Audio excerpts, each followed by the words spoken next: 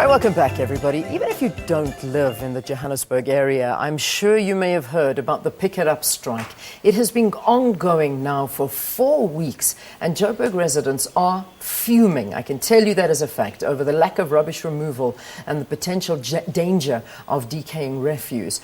About 4,000 SA Municipal Workers Union members have gone on an unprotected strike, demanding increases between 6,000 and 10,000 rand, as well as for Pikitup MD Amanda Nair to be fired. Well, joining us here in studio now to talk a little bit more about this, we've got the Executive Mayor of Johannesburg, Parks Tau. Hopefully he can give us some clarity on this situation. Good to have you, Mayor. Thank you very much for being with us on the program. Thank you very much and good morning, Glenn. I mean, this situation now, 4 weeks, one would have thought that we would have got to some resolution. But yesterday, negotiations falling. Just tell us from your perspective, where to from here? Well, first, I think that you captured it correctly. The residents are very unhappy with the situation, as indeed is the city. The situation has been quite unfortunate, recurring, in fact, for the 4th time since November, where we've had 4 unprotected strikes, and this one has been the longest since then. In an environment where, in fact, there is a proper labor relations process, there's a proper union, there's a local labor forum, so it's quite unfortunate that Labour would engage in unprotected labour strikes. That notwithstanding, the city has taken a decision that it should allow management to proceed with disciplinary action. Pre-dismissal notices were sent to the employees. They were supposed to appear on Tuesday at the disciplinary hearing. They requested that be deferred to yesterday. Yesterday there were some stalling tactics, at least as far as I hear. And the hearings are continuing. The trade union has withdrawn from the hearings, so Pikitup is presenting to the presiding officer. And we'll await a decision from the presiding officer or recommendation from the presiding officer.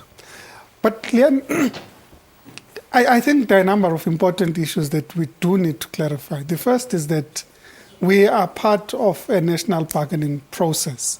The South African Local Government Bargaining Council, where salary bargaining takes place at a central level, and that process will bind us notwithstanding. So whatever is being discussed in Johannesburg is actually outside the bargaining process, and that's why we say this is not about a salary negotiation per se.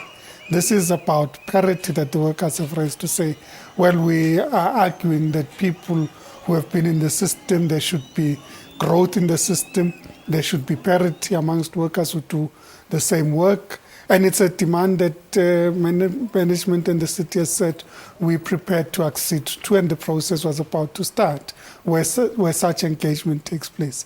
Unfortunately, on the date that, in fact, the negotiations were supposed to resume and management were to present the city's proposal, the workers went on strike, and it was very difficult to get the negotiations back on track. And that's been quite unfortunate. We're encouraged by the fact that after having written on Good Friday to SAMU, they wrote back yesterday saying that they are prepared to have a meeting. We anticipate that the meeting will take place today, and hopefully it will be resolved. But that has to be on the basis of the discussions and the proposal that they present. Let's talk about some of their demands, because we're looking at, well, I mean, I just saw coming from the EFF, they've sort of added their voice to the cries right now, and they're saying that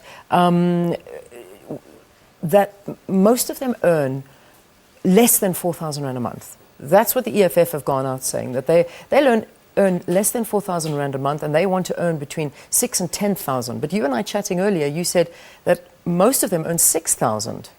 Most of the workers So talk to me about the disparity. What's going on now? There are disparities, and I think that's something that we in the city have acknowledged throughout the organization, particularly in an environment where you have different organizations that use different pay scales and remuneration systems. So we've agreed on the need to achieve parity throughout the organization, so that a driver at Pikitup can be able to be remunerated in the same way as a driver in another entity of the city. So we've agreed in principle to that.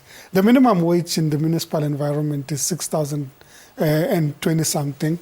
There are very few of the workers that are below the minimum wage. And the situation of the minimum wage was created by the strike that happened in in 2011, where we had to take over employees of private contractors that were way below the municipal scale. And we did indicate to Labour that incorporating all those people would require long-term progression into the minimum wage scale.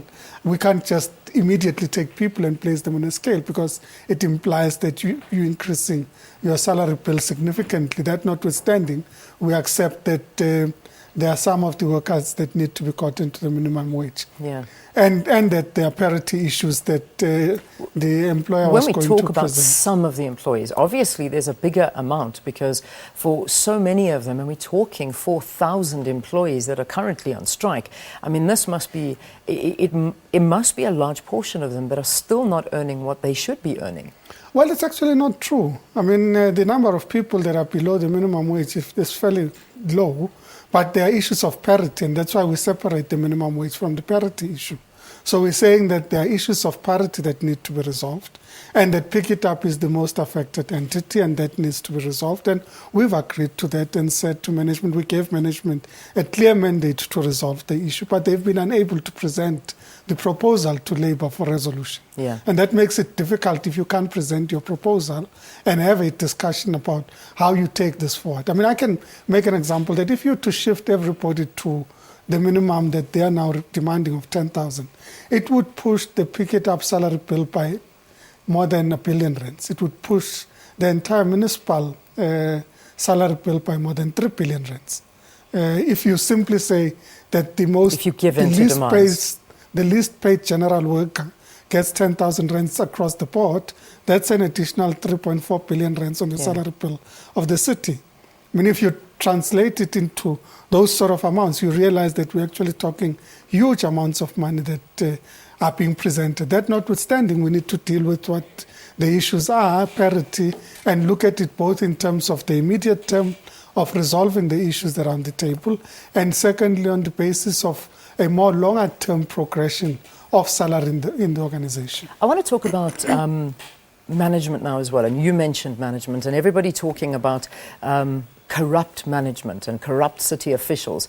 Now, one of the other demands, we've spoken about the monetary demand, but the other demand coming in from Pikitup is they want the removal of Amanda Nair, who has been accused of corruption, tender fraud, irregularities. I know that there was a case, she was cleared of everything, and that was around that 263 million rand tender. But there's another investigation taking place.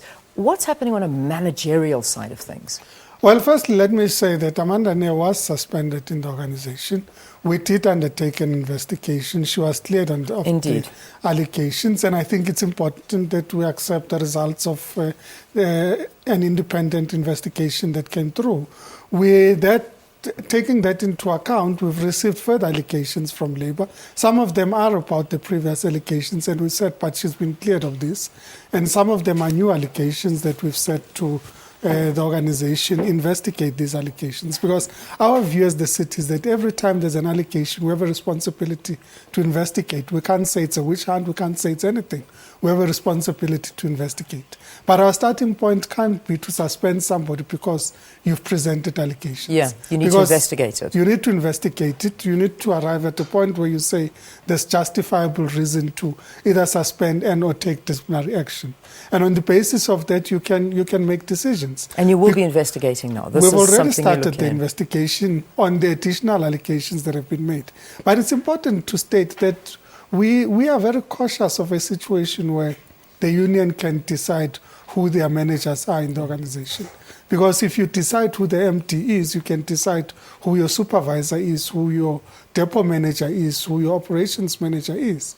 It shouldn't be. I mean, this is a situation that we're dealing with, in particular at Pikitup, where some of the shop stewards are going through a disciplinary process because they disrupted interviews that were taking place of adverts that were placed on the paper. People applied for jobs and they were being interviewed, and Labour came in and disrupted those. Yeah. So, and we can't encourage that situation. We have to be in an environment where open and transparent processes take place and people are able to compete for jobs, both internal and external candidates. Yeah. And I think that a situation where people simply disrupt is indicative of an environment that can simply collapse, because that's what Labour demands all the time. Okay. I need to now sort of leave the issues of what's happening at Pikitup and those internal structures alone. And I have to talk about the citizen now, because the citizen is the person at the end of the day who is the one being, I think, shortchanged here, because A, we're paying for the service we're not getting. We've been here before and we don't want to see this again. So for 4 weeks, we've been paying for services, or over a month, we're not receiving. And this is happening on and off. And at the end of the day, there are rats the size of cats running around Joburg, which is a health hazard. You've got a company that's working for you, and you've had to hire, which is costing R1 million a day, and yet the rubbish is still everywhere. So what are you doing for the residents now, and how are we going to sort this out? I mean, R1 million a day, a lot of money, but there's still rubbish all over the place. Well, we've had to bring in external contractors to try and help in the situation. It's been unfortunate that some of them have been intimidated, gunshots, literally, at some of the truck drivers. I was at an incident where literally the driver was shot at, and some of them have been assaulted. There have been charges of assault, intimidation, and attempted murder against some individuals within the community who are supposedly members of the union and or employees of Pikitup that are on strike. At this point, we haven't verified, except that these are people that were intimidating people. We have said to the residents, we're working on contingency measures. They are not easy to implement, because in fact, if you announce what your round refuse collection is going to be, they literally go and intimidate those people, because they know exactly where the trucks will be. So we now have to send in trucks in the middle of the night so that we avoid that. And even in that environment, the trucks have been shot at, which is quite unfortunate. We've also been in a situation where cleanup operations are disrupted, both in the inner city, in Alexandra and in Cosmo. And that's also a bit of a problem, because it means that, in fact, people that you're bringing in and contracting to try and help in the situation are unable to assist because they feel intimidated. We've deployed now, we've had to take resources from the other entities in the city, roads agency, city power, and others to bring in trucks, skips, and other facilities that they can help us with to deal with the Pikitup situation. We've also engaged external contractors and service providers to the city to be able to bring their trucks on board, because we need to try and clear the litter as quickly as possible. We've got a full-time operation that's taking place now 24 hours a day, that's looking at both cleaning the city and ensuring collection at the points that it can happen. I think we should continue encouraging members of the public to take the rubbish to the nearest landfill site and or garden site. They're full. We're now trying to clear them every 24 hours. But what do we do in the meantime? I mean, we've got our rubbish that's sitting up, our dustbins are full, but that you go to these dumping sites and you physically cannot get in there because there's just piles of rubbish in there. And that's why we've mobilized all these additional resources. We've had to take service trucks and facilities from the other entities of the organization to assist with clearing these sites, so that in fact people could be able to come and dump at the current sites. Now, I know that there's a number, and I think we need to wrap up on this. It's a number 011 286 6009 24/7 line. What is this for? What do we phone in as residents? What do we get from this number? The hotline was created to enable people to, one, inquire about where they can dump, but secondly, to enable us to know where the hotspots are. Because we understand that there are specific spaces where rubbish has piled up and needs to be collected. So when people enable the organization to know where the hotspots are, we can send out the trucks to be able to go out and collect. Okay, all right. Mayor, thank you so much. Thank you for talking to us here on the program. And I know it's a very difficult situation right now.